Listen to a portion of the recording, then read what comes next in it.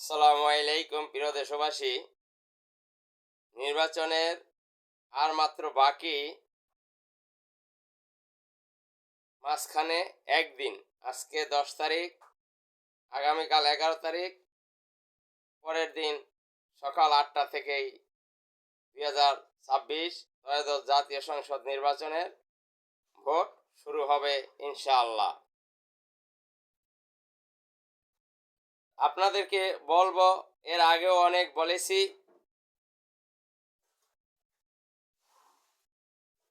Vote একটি গুরুত্বপূর্ণ আমানত।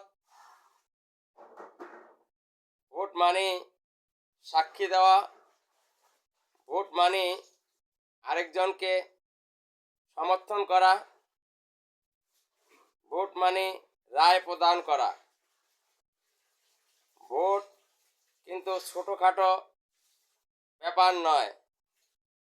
আপনার আমার একটি ভোটের মাধ্যমে দেশের 5 বছরের নীতি নির্ধারক ঠিক করা হয়।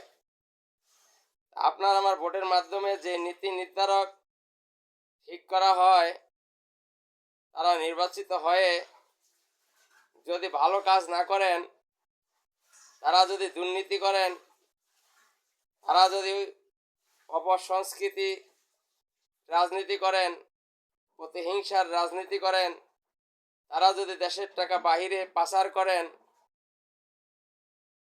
তারা যদি বিরোধী দলের উপরে হত্যা, নির্যাতন, গুম, খুন, অত্যাচারের স্টিম রোলার চালান, তখন কিন্তু এগুলোর দায়ভার ভোটারের কাঁধে এসে পড়বে। কারণ ভোটাররা ভোট না দিলে এই দুর্নীতিবাজ এবং ওই যিনি আপনার ভোটে এমপি হয়েছেন, তিনি কিন্তু খারাপ কাজগুলো করার সুযোগ পেতেন না। আপনার আমার ভোটের মাধ্যমে যদি ভালো লোক নির্বাচিত হয়ে ভালো কাজ করেন, তিনি দেশের কল্যাণ করেন, মানবতার কল্যাণ করেন, ইসলামের কল্যাণ করেন,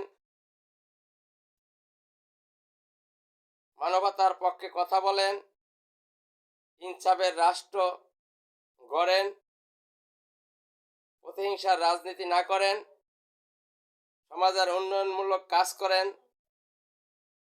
এক কথায় তিনি নির্বাচিত হয়ে সব সময় ভালো কাজ করবেন, তখন কিন্তু ওই যে আপনার আমার ভোটে নির্বাচিত হয়ে যিনি ভালো কাজ করার সুযোগ পেয়েছেন, ওই ভালো কাজগুলোর সব তখন কিন্তু আপনার আমার আমলনামায় লিপিবদ্ধ হবে। আর যদি খারাপ লোককে ভোট দেন, খারাপ লোকের খারাপ কাজের দায়ভার কিন্তু আপনার আমলনামায়ও লিপিবদ্ধ করা হবে। তখন আপনার আমলনামায়ও তার গুনাহ লেখা হবে। কারণ ওই যে আপনি তাকে ভোট দিয়েছেন, এই ভোটের মাধ্যমে সেদিন তিনি নির্বাচিত হয়েছেন, এজন্য খারাপ কাজ করার সুযোগ পেয়েছেন। তাই সাবধান এবং সতর্ক থাকতে হবে।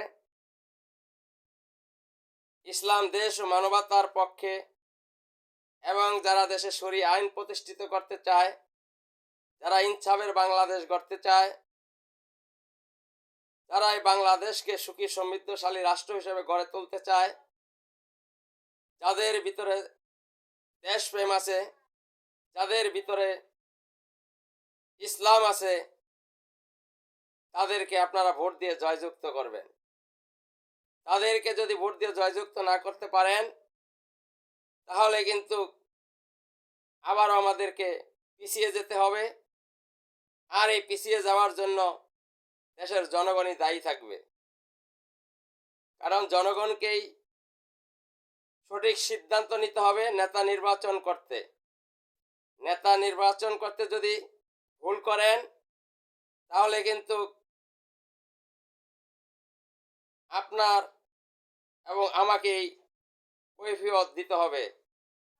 কারণ আল্লাহ বলেছেন, আমি কারো ভাগ্যের পরিবর্তন ঘটাই না যতক্ষণ পর্যন্ত সে নিজে চেষ্টা না করে। চেষ্টা আপনাকে আমাকেই করতে হবে। আপনি আমি যদি সুন্দর একটি বাংলাদেশ, স্মার্ট একটি বাংলাদেশ গুণে ধরা এই রাষ্ট্র ব্যবস্থাকে যদি পরিবর্তন করতে চাই, তাহলে ইসলাম দেশ ও মানবতার পক্ষে যারা রাজনীতি করেন, যারা এই বাংলাদেশে শরিয়া আইন কায়েম করতে চায়, যাদের দ্বারা দুর্নীতি করা সম্ভব নয়, যারা দুর্নীতি করবেন না, তাদেরকেই ভোট দিয়ে জয়লাভ করাতে হবে।